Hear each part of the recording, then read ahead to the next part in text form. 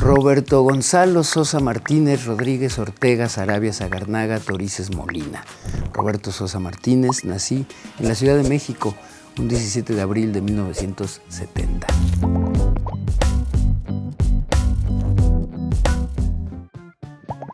Fue muy tenso porque tenía yo que manejar una carcacha Ford de los años 30, me parece, de estas a las que todavía tenías que darles cuerda, porque yo trasladaba a Jane Fonda de la estación de trenes a la hacienda.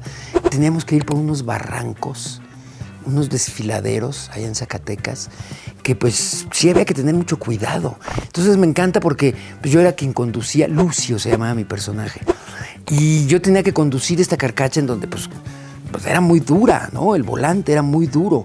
Y entonces, pues toda la producción estaba así al borde, ¿no? Del terror, porque era así de, traes a la señora Fonda, ¿no? Cuidado, no te vayas a desbarrancar.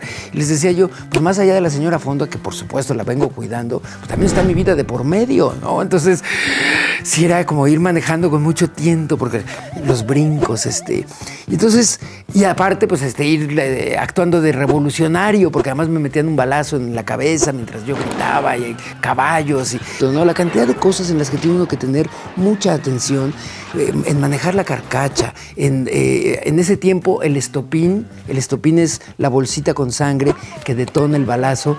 Tenía que activarla yo mismo, manejar la carcacha. En el dedo traía yo el estopín que había que hacerlo funcionar cuando el caballo disparara. Y luego, además, reaccionar al balazo que salía la sangre y caía yo, porque caía yo casi encima de Jane Fonda. Entonces eran muchas cosas. Si alguien cree que uno lo goza, no. O sea, sí, es divertido. Por ejemplo, estar en un set de Bajo el Volcán, una novela maravillosa de Malcolm Lowry, bajo la dirección de un monstruo del cine como John Huston, fotografiándonos, el maestro Gabriel Figueroa, pues con Jacqueline Bisset, con Albert Finney, con el Indio Fernández, con Tuntún, aquel enanito que trabajaba con Tintán. Estar en un set con estos monstruos, pues uno no tiene sino que guardar silencio y absorber todo lo que ocurre en el set.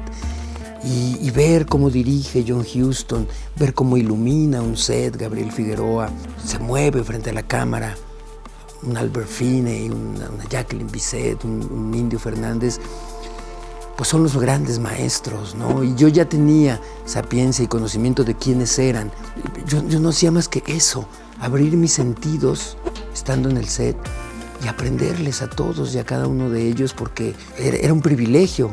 Fue un privilegio estar en un set con estos monstruos, ¿no? En donde aparentemente hacían las cosas fáciles. Lolo es una adaptación de una novela universal clásica de Fyodor Dostoyevsky, Crimen y Castigo, en donde pues, se habla de un personaje que de alguna manera es víctima de su circunstancia y por recuperar un reloj se ve envuelto en un asesinato y es la culpa la que lo lleva a su trágico y fatal destino.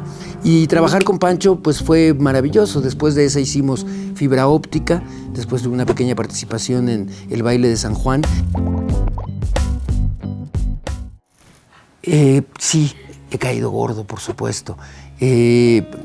Cuando hicimos Hombre en Llamas, con Denzel Washington, con Tony Scott, fue, por ejemplo, una experiencia muy interesante que yo estaba en casa comiendo rosca de Reyes un 6 de enero y estaba con mi hija y me habló la directora de casting, Carla Hull, desde Los Ángeles. Me dice, Roberto, Tony Scott está en el Hotel Camino Real ahí en Polanco y te quiere ver. Ya empezó la película, pero no está del todo convencido del actor que había escogido para un personaje y quiere platicar contigo. Le dije, ay, Carla, pues estoy aquí con mi hija estaba pequeñita, estoy aquí con mi hija. Le dije, pero bueno, voy para allá. Agarré a mi hija, me la llevé, mi hija estaba chiquita. Y llegamos a platicar con Tony Scott ahí al camino, ahí al hotel. Pasamos a su suite y me pidió que hiciera una improvisación de alguien al teléfono negociando millones de dólares a cambio de la vida de un ser humano. Así. Y yo dije, pues aviéntate que no está hondo. Y empecé a hacer el ejercicio, la improvisación, la escena de un ser, un señor, yo hablando por teléfono y diciendo, tenía yo aquí a mi hija que estaba pequeñita y lo que menos le interesaba, ella lo que quería era atención, y se puso a jugar conmigo mientras yo hacía la escena, a colgárseme en los hombros mientras yo decía, the most important thing in life is family, ¿no? Con eso Tony Scott se quedó fascinado, porque dijo, eso es lo que yo quiero, que un personaje, por malo que pueda ser, considere que lo más importante para él en la vida sea su familia y que esté dispuesto a negociar cientos de millones de dólares para tener bien a su familia. Y es un personaje odiado, porque yo disto mucho de la realidad de ese personaje, pero si en algo puedo comulgar con él es que para mí lo más importante sí es mi familia. ¿Cómo puedes querer a un personaje que está dispuesto a intercambiar una vida humana por dinero? Pues no. Es un personaje odiado, pero sin embargo es un personaje que también es ser humano. Cuando hicimos Díaz Ordaz también es un personaje históricamente no muy querido, ¿no? La historia y nosotros nos hemos encargado de ponerlo en su sitio. Pues sí, hay de pronto quien me dice, es que siempre te la dan de malo. Y yo digo, pues no es que siempre me la dan de malo, pero en la vida como en la ficción siempre alguien tiene que hacer el trabajo sucio. Tony Scott era una joya, una maravilla, porque filmábamos con 7 cámaras. Imagínate iluminar un set para 7 cámaras en donde cada cámara tiene un formato de película diferente, ¿no? La edición de esa película debe haber sido una locura, ¿no? Se decía por ahí que a las 3 semanas o a las 4 semanas de inicio de rodaje, que fueron 6 meses, Fuji le mandó a Tony Scott no sé cuántos miles de pies de regalos, porque ya llevaban 1 millón de pietaje filmado, ¿no? Filmamos 3 finales. Uno era que Denzel se ponía una bomba en el culo para hacer explotar al negociador. Pero los estudios dijeron, pues no podemos permitir, o sea, no fuera un hombre bomba. Digamos que éticamente iba un poco como en contra de la moral del héroe. Otro final era que él mismo, Denzel, mataba al secuestrador, a la voz, pero tampoco lo querían convertir en un asesino. Y otro era pues que el policía fuera el que matara al secuestrador y así pues de alguna manera el héroe no se manchaba las manos. Entonces se filmaron los 3 finales para que se decidiera pues ya en edición. Pues siempre hubiera sido más honroso morir en manos del héroe, ¿no? Fue un rodaje tremendo. Es una pena que Tony Scott se haya quitado la vida. La manera de dirigir era un hombre muy intenso, hiperkinético, con mucho conocimiento del cine, del lenguaje. Mucha gente dice que Denzel era una persona desagradable. Yo el recuerdo que tengo con él era un hombre absolutamente respetuoso con nosotros como compañeros, sí, apasionado, con la neurosis del creador, con la neurosis de quien está comprometido con su trabajo, ¿no?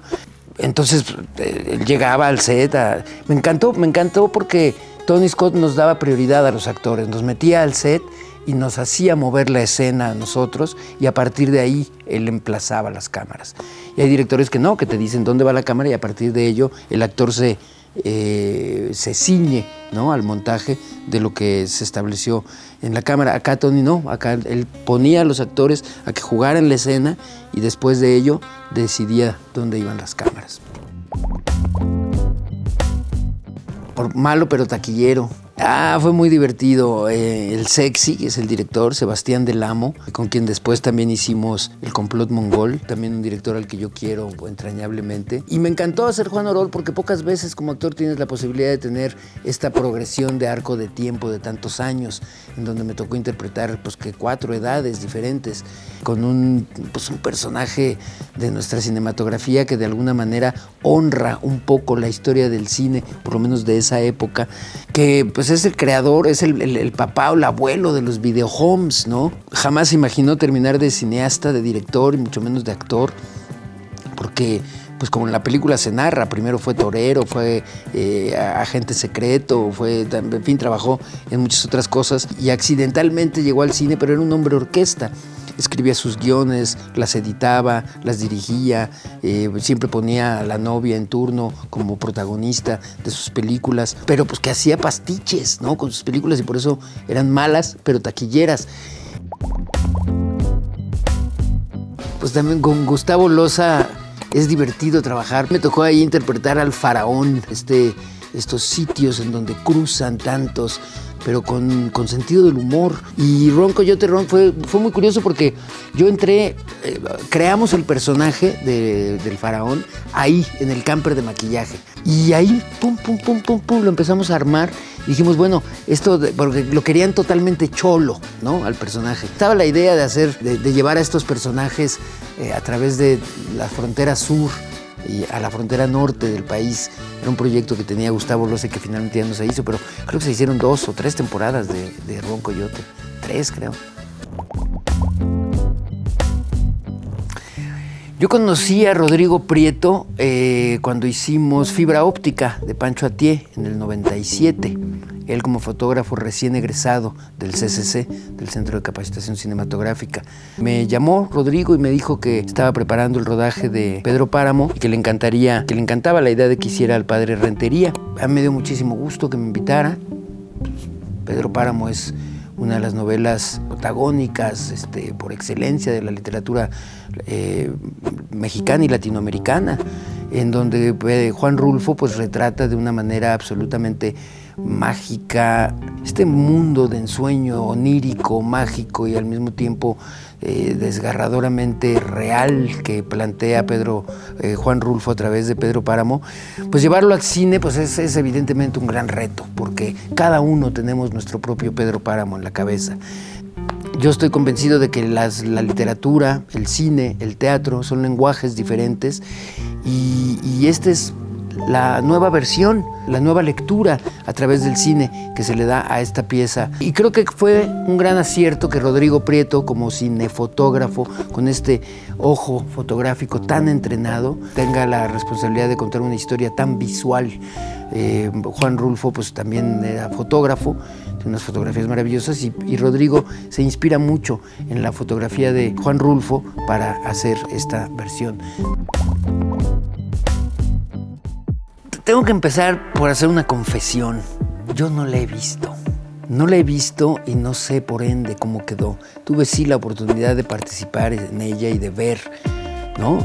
Su realización. Y sé que le cortaron 80 minutos, por ejemplo, a la serie. Entonces sé que muchos de los personajes quedaron por ende truncados, que era de alguna manera una especie de Abel y Caín, ¿no? Esta historia universal de dos hermanos en guerra o en conflicto por ser tan diferentes, por tomar caminos distintos y al mismo tiempo enamorados de una misma mujer. Sé que la muerte de uno es la que desata toda la historia. Lo que me gustó de mi personaje es que tiene un giro muy interesante en donde al principio lo ves y dices, híjole, ha de ser el malo de la historia. Y véanla para que vean qué giro tan interesante da la historia. Acabamos de ver un primer corte de Las Locuras, la película dirigida por Rodrigo García, que recientemente vimos La Familia, ¿no? Está pronto a salir, yo creo que para enero o febrero, también por Netflix, con Ilse Salas, con Cassandra Changuerotti, con Ángeles Cruz. También tiene un reparto formidable, Raúl Briones, Roberto Sosa, y es 6 historias que hablan de las locuras humanas. Está bien interesante. Estamos por salir también en una 4ª temporada de Rosario Tijeras con Bárbara del Regil. Estamos ahí también. Hay un personaje muy exótico, véanlo, lo van a... Don Américo, un abanico, muy exótico, véanlo, les va a gustar. Pero estamos haciendo teatro, cine y tele.